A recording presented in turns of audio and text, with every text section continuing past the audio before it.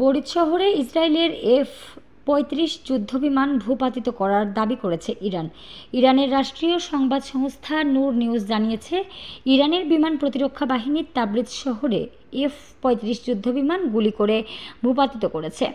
অন্যদিকে Times of ইসরায়েলের প্রতিবেদনে বলা হয়েছে, ইসরায়েলি প্রতিরক্ষা বাহিনী IDF এর কাছে এ ধরনের কোনো তথ্য নেই। এর আগে ইসরায়েল ইরানের এসব দাবিকে ভিত্তিহীন বলে উড়িয়ে দিয়েছিল। এদিকে ইসরায়েলের নবম দফায় হামলা শুরু করেছে ইরান। ইরানের ইসলামিক রেভলিউশনারি গার্ডের এক মুখপাত্রের বরাতে স্থানীয় গণমাধ্যম জানিয়েছে, এ হামলা ভোর পর্যন্ত চলবে।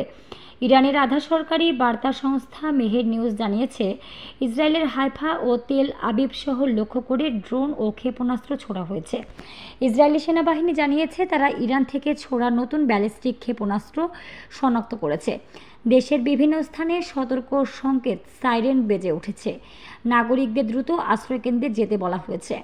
নতুন হামলা সম্পর্কে ইরানের চৌকস ইসলামিক বিপ্লবী গার্ডের মুখপাত্র জানিয়েছেন, অপারেশন ট্রু প্রমিস 3-এর নবম ধাপের হামলা কিছুক্ষণ আগে শুরু হয়েছে। এতে ব্যবহার করা হয়েছে মিসাইল এবং ড্রোন, যা মঙ্গলবার ভোর পর্যন্ত অব্যাহত থাকবে। তিনি বলেছেন, আমরা ইহুদিবাদীদের শান্তি এবং স্থিতিশীলতায় থাকতে দেব না।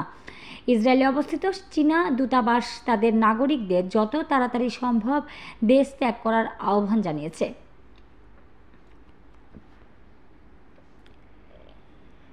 ইরান ও ইসরায়েলের মধ্যে পাল্টাপাল্টি হামলা ভয়াবহ রূপ নেওয়ায় এ আহ্বান জানানো হয়। এক প্রতিবেদনে এ তথ্য জানিয়েছে ব্রিটিশ সংবাদ মাধ্যম BBC।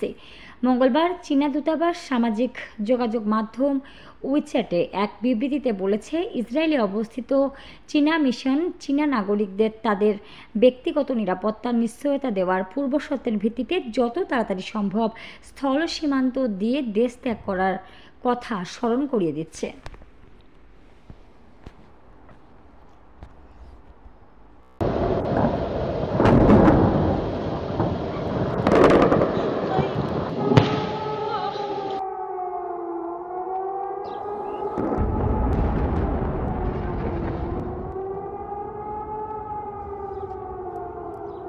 বিশ্বমানের ল্যাপারস্কোপি প্রযুক্তি নিয়ে রাজশাহীতে চালু হয়েছে এলিট কেয়ার হাসপাতাল অ্যান্ড ট্রেনিং ইনস্টিটিউট।